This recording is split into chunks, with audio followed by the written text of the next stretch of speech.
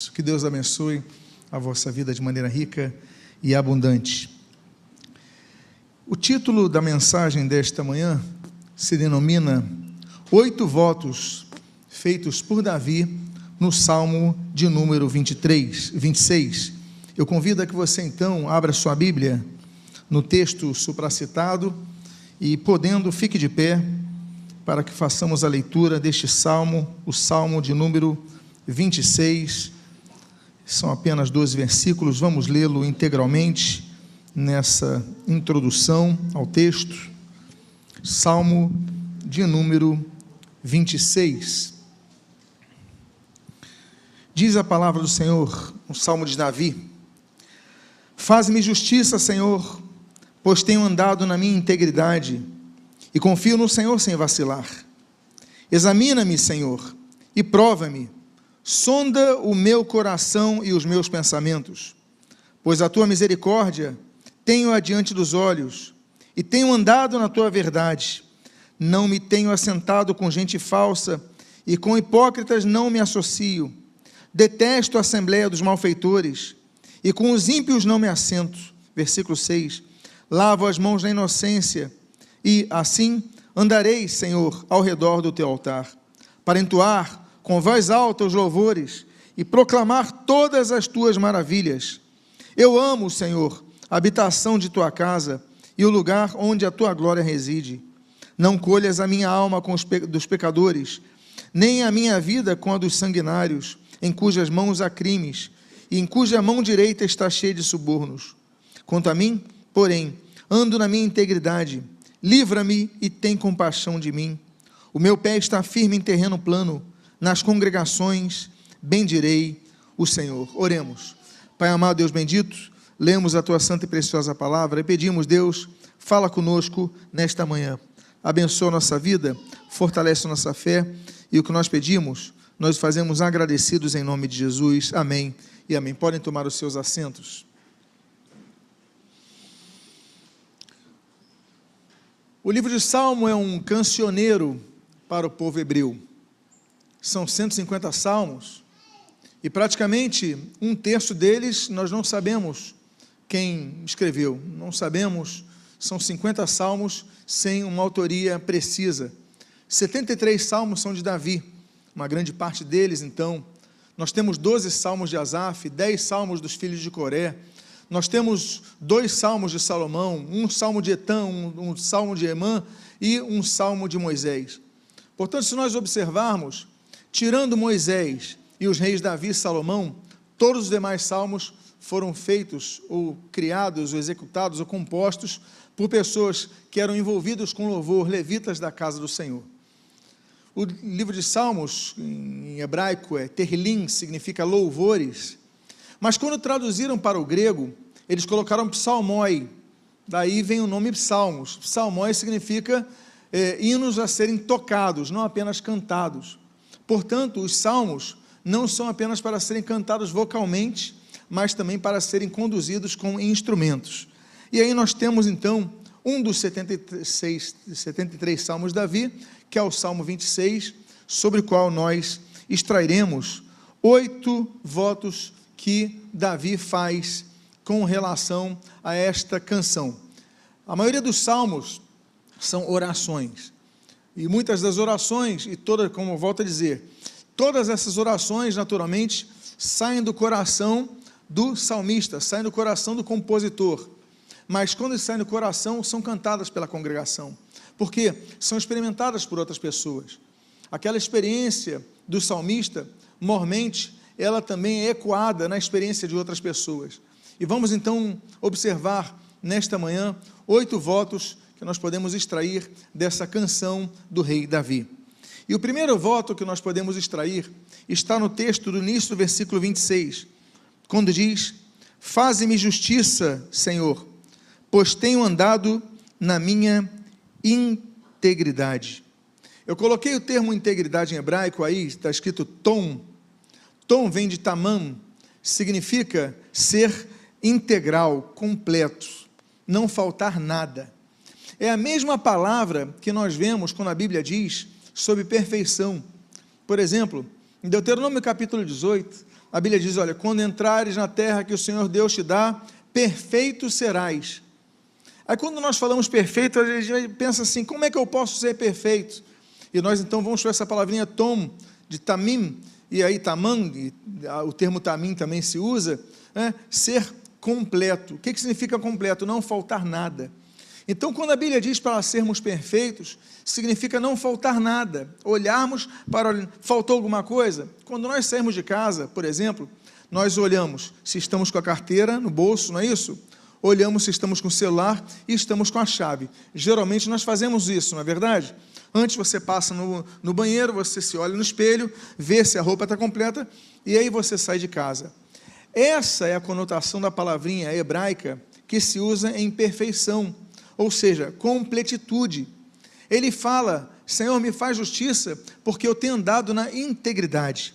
Quando Jesus, ele diz ali, Mateus capítulo 5, ó, sede perfeitos, como perfeito é o vosso Pai celeste, ele está usando uma palavrinha grega, significa teleios, porque ele fala, sede perfeitos, como perfeito é o vosso Pai celeste. E a gente faz uma pergunta, como é que nós podemos ser perfeitos como Deus? Ninguém pode se comparar a Deus. Deus é incomparável, Deus é absoluto, Deus é infinito, Deus é insondável, Deus é eterno. Nós não podemos nos comparar, mas quando ele fala sobre isso, ele usa uma palavrinha que no grego é teleios. Teleios é finalizados. Ou seja, sempre que nós devemos andar, sempre que nós saímos de casa, assim como nós olhamos se falta alguma coisa, no nosso proceder, nós devemos olhar se falta alguma coisa. É por isso que Tiago ele fala inclusive no capítulo 1, que na nossa perseverança nós atingiremos a perfeição. Mas ele fala inclusive no capítulo 3 o seguinte, olha, aquele que não tropeça no falar é varão perfeito. Ou seja, nós nos tornamos perfeitos, não no sentido de sermos pessoas, digamos, plenamente impecáveis, não é isso, mas é pessoas que são completas, que são finalizadas, ou seja, não tropeçar nas palavras. Então nós devemos olhar não apenas se falta alguma coisa no nosso traje, se falta alguma coisa na nossa arrumação, mas nós devemos ver se falta alguma coisa no nosso procedimento. Quando vamos trabalhar, quando vamos congregar, quando vamos compartilhar socialmente, nós devemos sempre vigiar para não falharmos em nada. E aí então, o rei Davi, quando compõe essa canção, ele diz, olha Senhor, eu tenho andado na minha integridade, na minha perfeição, na minha completitude, eu tenho procurado andar sem erro. Por quê? Porque ele sabia que errou. Tanto é que o Salmo 51, nós vemos ali uma grande confissão em relação ao pecado dele com Batseba, por exemplo. Nós vemos vários salmos, confissão de pecados, e ele fala, Senhor, som do meu coração, vê se é em mim algum caminho mau, livra-me desse caminho. Ele pede ajuda, ele e outros salmistas fazem isso. A Bíblia mostra pessoas que são imperfeitas, mas as quais Deus chama a perfeição, que são incompletas, mas as quais Deus chama a completitude, que são pessoas que não foram finalizadas pela sua formação, mas que pela palavra, inclusive a palavra 2 Timóteo capítulo número 3, por exemplo, fala de mais uma palavra grega, que é artios, para a perfeição, sobre a palavra de Deus. Quando nós conhecemos a palavra de Deus, estudamos a palavra de Deus, nós vamos nos tornando mais perfeitos, ou seja, mais completos. Então, o conhecimento da palavra nos ajuda, o conhecimento da palavra nos fortalece. E aí então ele fala, eu tenho andado na minha integridade, eu tenho procurado andar reto, eu tenho procurado vigiar a cada coisa que eu faço, a cada coisa que eu penso, a cada coisa que eu falo, eu tenho procurado vigiar. E ele então vai para o segundo voto dele. E o segundo voto é quando ele diz assim, e confio no Senhor sem vacilar. Confio no Senhor sem vacilar. Existem coisas que são inabaláveis. Por exemplo, nós temos, Salmo 51 que eu citei para vocês, um espírito inabalável. Cria em mim, ó Deus, um coração puro e renova em mim um espírito inabalável. Note, ele pede para Deus criar um coração puro nele, porque ele sabe que o coração dele não é puro. Quando eu falo coração, eu não falo desse músculo que palpita no lado esquerdo do peito. Coração é uma expressão que fala sobre os pensamentos, sobre a nossa alma. Ele sabia que os seus pensamentos não eram puros. Ele fala: Deus, cria em mim um coração puro, cria em mim uma mente pura, que eu possa ser uma pessoa pura de mente. É um pedido do salmista, olha que coisa bela, o seu reconhecimento. Mas ele coloca uma outra palavra, em outro verbo, que ele diz: e renova em mim um espírito inabalável. O que é renovar? É tornar novo, novamente, me permitam os termos aí, que são tão correlatos, mas que ele possa ter novamente um espírito inabalável. Por quê? Porque o espírito dele já foi inabalável. Ele olha para o passado dele e ele fala: olha, eu já tive um espírito inabalável, hoje ele se abala. Eu já fui mais forte para enfrentar as coisas, hoje eu já fico mais instável. E se eu perguntasse aqui, quantos aqui precisariam fazer essa oração como Davi fez? Eu creio que vários diriam mesmo. Vários olhariam passar e falar: no início da minha caminhada cristã, eu era forte, eu era firme, eu era inabalável, hoje eu sou abalável. Então ele fala: renova em mim um espírito inabalável. Uma segunda coisa inabalável é a que nós lemos no Salmo de número 125. Os que confiam no Senhor são como o monte de Sião, que não se abala, mas permanece para sempre. A cadeia montanhosa onde fica a cidade de Jerusalém, ela é uma cidade que fica no alto de uma montanha. Você tem um grau comparativo, é como se fosse Teresópolis, a nós que moramos no Rio de Janeiro, porque fica a 800 metros a nível do mar. Então, Jerusalém seria o equivalente a Teresópolis para quem sobe, então, do nível do mar. Mas, naquela cadeia, nós temos temos vários montes ali, dentre os quais, por exemplo, o Monte das Oliveiras, nós temos o Monte Moriá, nós temos o Monte Calvário e nós temos o Monte Sião, que fica aqui no sudoeste. O Monte das Oliveiras é um monte que se abala. É interessante, porque existe um rasgo ali no Vale de Josafá, no Vale de Cedron, que a Bíblia diz, inclusive em Zacarias capítulo 14, que quando Jesus voltar, os seus pés tocarão no Monte das Oliveiras e ele fenderá ao meio. Ou seja, teremos um terremoto ali. E já houve terremotos pela fenda do vale que eu já citei aqui, o de Josafá. Já existe, mas o Monte Sião, que fica pouco distante, estou falando no mesmo contexto de cidade de Jerusalém, não se abala, é um monte firme. E o salmista usa esse exemplo: olha, outros montes você pode sentir abalo, mas o Monte Sião você não sente abalo. E é interessante notarmos que o Rei Jesus, quando no futuro, um dia, reinará em terra, a Bíblia diz que o seu reino virá do Monte Sião. Olha só que coisa linda e expressiva. O monte que não se abala. Ali ele exercerá o seu governo com cetro de justiça. Pois bem, meus amados irmãos, o Monte Sião, então, é um monte que não se abala, mas permanece para sempre. Mas a Bíblia diz: quem é como o Monte Sião? Os que confiam no Senhor. É o que ele fala: eu confio no Senhor sem vacilar. Olha que coisa linda. Existe uma outra coisa, por exemplo, que é inabalável, é a obra que nós fazemos para o Senhor. Eu citei aqui quantos anos servindo ao Senhor Jesus, quantos anos louvando ao Senhor Jesus, e que seja a vida de todos nós assim. A Bíblia diz, em 1 Coríntios capítulo 15, versículo 58, o apóstolo Paulo diz assim: sede firmes, inabaláveis e sempre abundantes na obra do Senhor, sabendo que no Senhor o vosso trabalho não é vão. Sede firmes, inabaláveis e sempre abundantes. São coisas distintas, apesar de firmeza e inabalibilidade serem tão parecidas. Sempre abundantes, ou seja, sempre devemos produzir frutos para o Senhor. Tudo que nós fazemos, produzir frutos. Firmeza, mas não basta ser firme se você vacila. Há pessoas que são muito fortes e de repente, num dia, despencaram. Você tem que ser firmes, mas inabaláveis. Porque a firmeza, nós temos a firmeza da fé. Mas quando as notícias ruins vêm, será que nos abalamos? Aí nós somos firmes, mas nós somos abaláveis. Não, nós devemos ser firmes e inabaláveis. Duas questões muito distintas.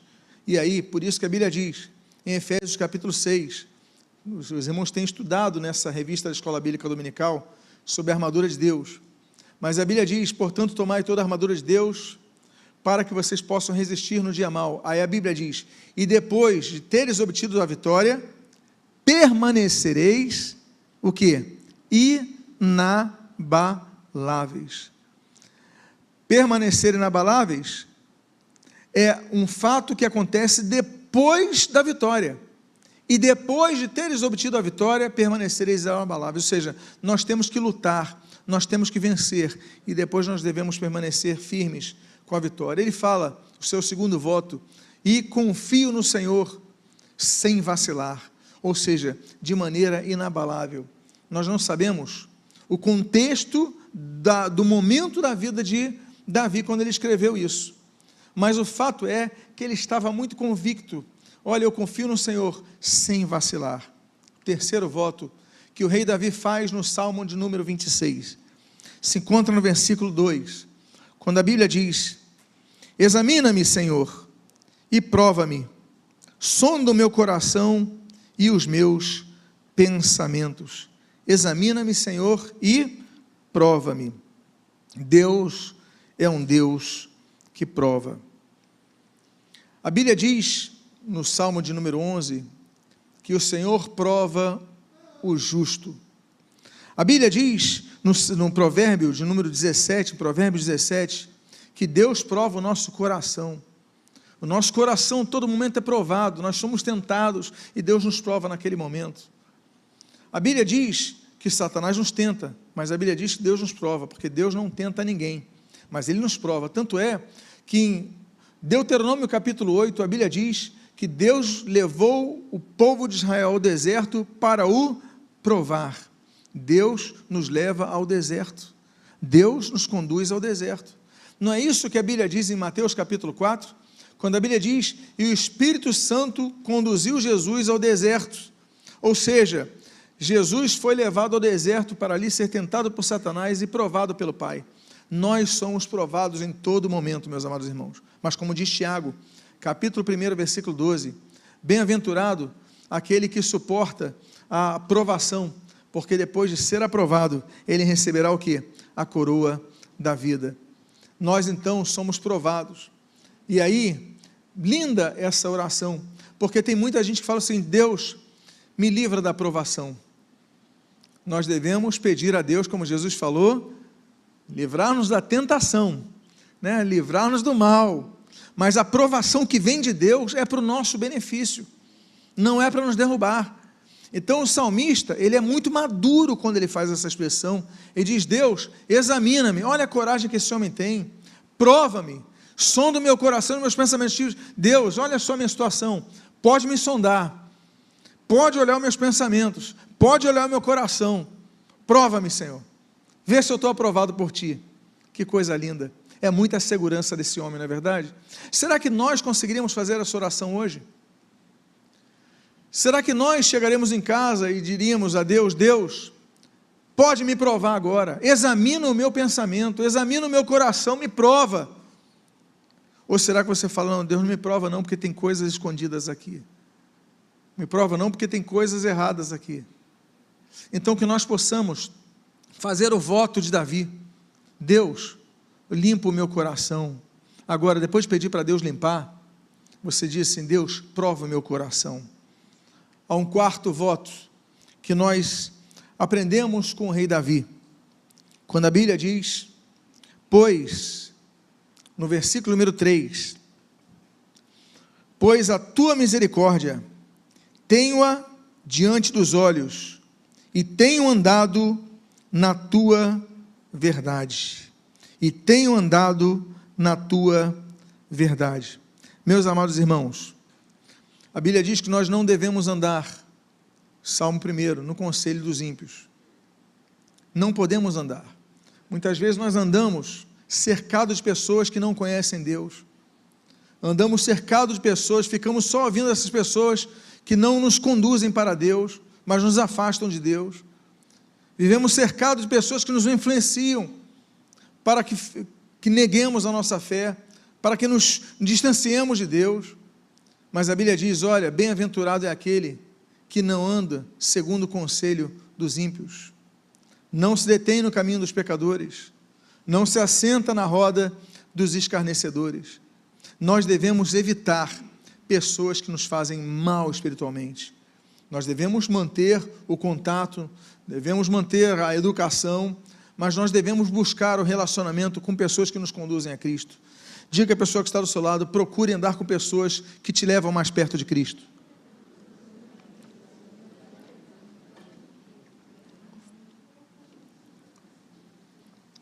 Outra forma que nós devemos andar é o que a Bíblia diz em Atos capítulo 9, devemos andar no temor do Senhor, sempre temendo ao Senhor, mas temer não é ter medo, porque tem gente que fala o seguinte, não, eu temo a Deus, ou seja, eu tenho medo de Deus. Não, temor não é ter medo, temor é amar, porque você ama tanto uma pessoa, que aí você, abre aspas, tem medo de desagradá-la, isso é temor.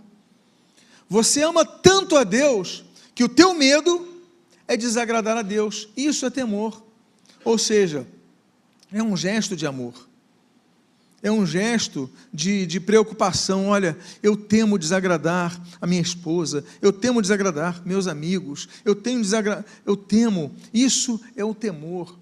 O temor ao Senhor, portanto, é o princípio da sabedoria, como diz o Salmo de número 111. Então nós devemos andar no temor do Senhor, como diz o Atos capítulo número 9. Outra forma que nós devemos andar no Senhor, é andar, por exemplo, como diz 2 Coríntios capítulo 5, devemos andar em fé, como Romanos 1,16 vai dizer, de fé em fé. A cada dia nós vamos exercendo a nossa fé, a cada dia nós vamos crescendo a nossa fé, a cada dia nós vamos tendo novas experiências de fé, porque a pessoa só tiver uma experiência de fé há 10 anos atrás, há 5 anos atrás, há 3 meses atrás, um dia nunca se lembra de uma experiência de fé. Não, peraí, hoje eu vou exercer minha fé, hoje eu vou andar com fé, vou andar em fé, e aí você então cresce de fé em fé. Por isso que a Bíblia diz, no versículo seguinte a Romanos 1,16, que é Romanos 17, que vai dizer ali, o justo viverá pela sua fé. Essa é outra forma que nós devemos andar. A Bíblia diz, Gálatas capítulo 5, andai no Espírito e jamais satisfareis os desejos, as inclinações da carne. Essa é a quarta forma que nós devemos andar no Espírito. Como? Aí vem a relação do fruto do Espírito. Amor, paz, longanimidade, benignidade, bondade, e aí você vai tendo aquela relação dos 9 gomos, daquele fruto do Espírito que é baseado no amor a Deus, oriundo do amor de Deus, Efésios 2, de 8 a 9, e então nós começamos a andar no Espírito, e não satisfazemos a concupiscência da carne. É difícil? Olha, é uma tentação que Satanás aproveita todos os dias, é uma prova que Deus coloca todos os dias, mas é possível que nós passemos e vençamos isso. Outra coisa que a Bíblia diz, é andarmos, Efésios capítulo número 5, andarmos como filhos da luz. O que é filho da luz? É aquele que reflete a luz. Jesus falou, eu sou a luz do mundo, não é isso? Nós então, como filhos da luz, e Jesus falou para os discípulos, vós sois a luz do mundo, ou seja, vocês vão refletir a luz de Cristo. A grande questão é, as pessoas quando olham para nós, conseguem ver a luz de Cristo? Será que nós andamos como filhos da luz? Ou será que nós andamos como filhos das trevas? Ou será que nós andamos e ninguém sabe quem nós somos? Ninguém percebe que nós temos algo diferente em nós. O nosso testemunho é muito necessário, meus amados irmãos, porque nós podemos não pregar às pessoas com uma Bíblia aberta, mas as pessoas vão enxergar a luz em nós e vão dizer, você é um filho da luz, você tem algo diferente na sua vida, então nós devemos andar. Por isso que a Bíblia diz, outra forma de andar, a sexta forma de andar, aquela que está em 1 João capítulo número 2, que é andarmos como Cristo andou. Será que nós conseguimos? Eu lembro que na época do meu seminário, eu fui incentivado a ler um livro, Em Seus Passos, O que Faria Jesus. Quem aqui já leu esse livro? Alguns irmãos já leram esse livro. Esse livro é um desafio. Esse livro é muito difícil. Existem livros difíceis de ler, livros muito difíceis de ler. Você lê, por exemplo, Um Porque Tardo, Pleno Avivamento, você lê do Leonardo Ravenhill, você lê esse livro, Em Seus Passos que Faria Jesus, porque é a história de uma igreja na Inglaterra que decide fazer o seguinte: bom, como Jesus andaria, como Jesus faria, não como eu faria. E as pessoas, com base na biografia do Senhor Jesus, descrita nos evangelhos, começaram a agir, e olha, foram perdas atrás de perdas, mas depois eles foram vendo que aquelas perdas redundaram numa paz interior que nunca jamais conseguiram alcançar. Por quê? Porque andaram como Jesus andou. É difícil? Olha, meus irmãos, é um grande desafio, mas é uma ordem bíblica: andai como Cristo andou. O quinto voto, então, e então ele fala nesse texto: tenho andado na tua verdade. Olha que coisa, que oração, que canção é essa que o rei Davi compõe: eu tenho andado na tua verdade. Temos o quinto voto que o rei Davi ele faz no Salmo de número 26. A Bíblia diz: não tenho me assentado com gente falsa e com os hipócritas não me associo. Detesto a assembleia dos malfeitores e com os ímpios não me assento. Meus amados irmãos, nós citamos agora exatamente isso. Eu não me assento com gente falsa, eu não me associo com gente hipócrita, eu detesto, é o que ele está dizendo, a assembleia dos malfeitores, com os ímpios eu não me assento. Ou seja, o rei Davi, ele era político, ele era rei, e é muito difícil, quando você governa, você se manter impoluto no meio político, que é o meio de troca, de toma lá da cá. É muito difícil. Mas o rei Davi, ele fala: olha, não me assento com ímpios. Eu imagino as perdas que esse homem teve em relação a ganhos políticos. Mas ele falou: Deus, eu estou compondo essa canção, porque eu não me assento com essas pessoas, não. Eu não negocio com essas pessoas, não. Não tem troca com essas pessoas. Eu não me associo. Por quê? Porque a Bíblia diz, por exemplo, Êxodo capítulo 23, não seguirás a maioria para torceres o reto. Você não pode caminhar, porque a maioria está caminhando naquela direção. Nós aprendemos sobre isso. Nós citamos o Salmo 1, de nós não nos determos no caminho dos malfeitores, não assentarmos na roda dos escarnecedores, nós evitarmos essas pessoas. Por isso que a Bíblia diz, Provérbios capítulo 18, aquele que tem muitos amigos, sai perdendo. É por isso que a Bíblia diz, a Bíblia declara, por exemplo, as más conversações corrompem os bons costumes. Você começa a ouvir pessoas que negam a fé, daqui a pouco você está corrompido nisso, está negando a fé. Você começa a andar com gente incrédula, daqui a pouco você está sendo incrédulo. Você começa a andar com gente falsa, daqui a pouco você está dando jeitinho. Você começa a andar com gente mentirosa, daqui a pouco você está começando a mentir. Porque as más conversações corrompem os bons costumes. Você teve bons costumes, você teve boas influências, e você começa a se corromper. E aí nós vemos tantos casos de filhos de cristãos que estão no mundo, nas drogas, e muitos casos nós vivemos aqui, dentre os que estão congregados nesta manhã. Há muitos pais aqui que choram por seus filhos na situação deles, que sofrem por seus filhos, porque estão distantes, ainda que tivessem uma boa formação, porque a culpa não foi sua, pai, a culpa não foi sua, mãe, foram as más conversações. O nosso papel é continuar estimulando, incentivando, dando bom exemplo, instruindo, amando, mas também orando pelos seus filhos. Por isso que a Bíblia diz, no provérbio de número 13, capítulo 13 de Provérbios, olha, quem anda com os sábios será sábio, mas quem anda com os insensatos se tornará mau. Por isso nós devemos selecionar as pessoas com as quais nós andamos, e eu digo andamos não fisicamente apenas, estamos na época de internet, as pessoas com as quais nós compartilhamos, e não apenas redes sociais, do que nós ouvimos, no que nós bebemos, as fontes que nós bebemos. Temos que ter muito cuidado com isso, porque quem anda com insensato se tornará mal, arruinará a sua vida. Por isso que ele fala, e esse salmo é um salmo tão precioso, meus amados irmãos, essa canção é tão preciosa, que os judeus cantam até hoje. Eu volto a dizer, os salmos é o inário dos judeus, eles têm o Kiddush, eles têm outros cancioneiros, mas esse é um cancioneiro litúrgico. Então eles cantam o Salmo 26, eles repetem, olha, não me assento com gente falsa, não me associo com gente hipócrita, e eles vão repetindo, eles vão cantando isso, eles colocam isso na mente deles, da geração deles, das gerações posteriores a eles, olha, eu não me assento na assembleia dos malfeitores, e aí, meus amados, muitas vezes perdemos, mas o que nós perdemos aqui, nós ganhamos para a vida eterna. Esse é o quinto salmo, é o quinto voto dele. Temos o sexto voto de Davi, no Salmo 26, quando nós lemos no versículo 6 e no versículo número 12, na sua primeira parte. Lavo as mãos na inocência, e assim andarei, Senhor, ao redor do teu altar.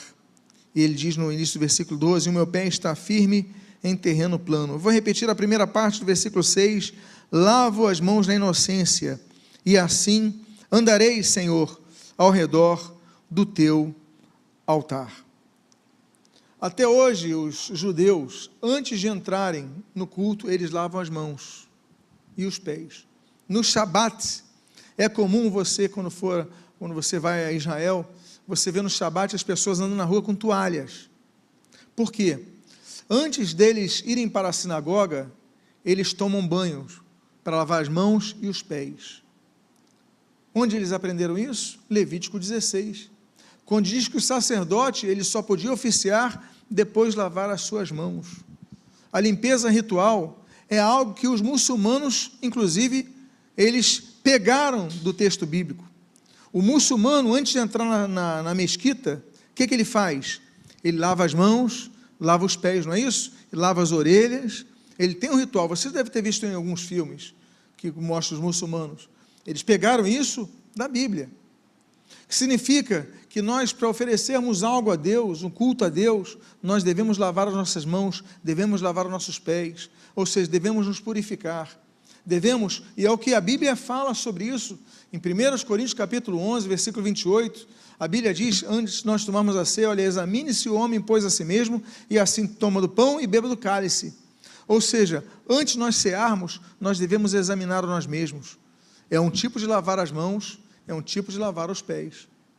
Jesus, ele quebrou muitas das tradições, claro, porque ele falou que o importante era o Espírito. As pessoas lavavam as mãos, lavavam os pés, entravam na sinagoga, mas com o coração sujo, não adiantava nada.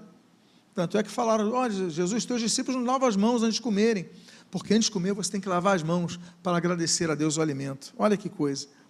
Jesus, ele pega o símbolo de lavar, ali em João capítulo 13, quando ele vai pegar, então, os pés dos discípulos, e vai fazer com que os pés dos discípulos vai lavar os seus pés, lição de humildade, aquilo que nós vemos em Gênesis capítulo 18 e 19, quando Ló vai limpar ali, vai lavar os pés dos anjos.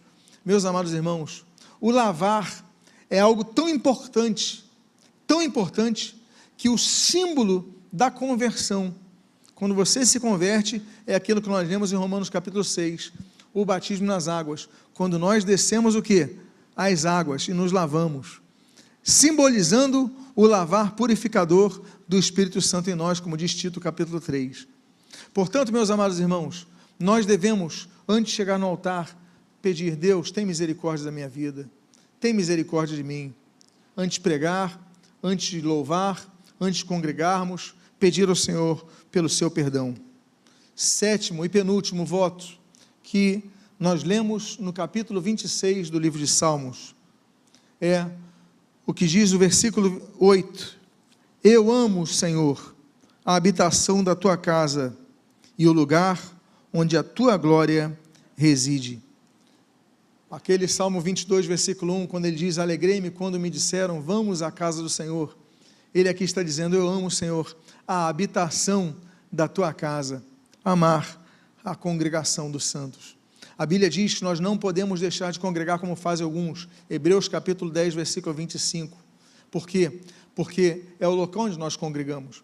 A Bíblia diz no livro de Atos dos Apóstolos, capítulo número 2, que as pessoas estavam ali reunidas, no primeiro dia da semana, estavam ali congregando as pessoas juntas. Por quê, meus amados irmãos? Quando completou-se o dia do Pentecoste, estavam todos reunidos. E eu faço uma pergunta: foi um ato de coragem?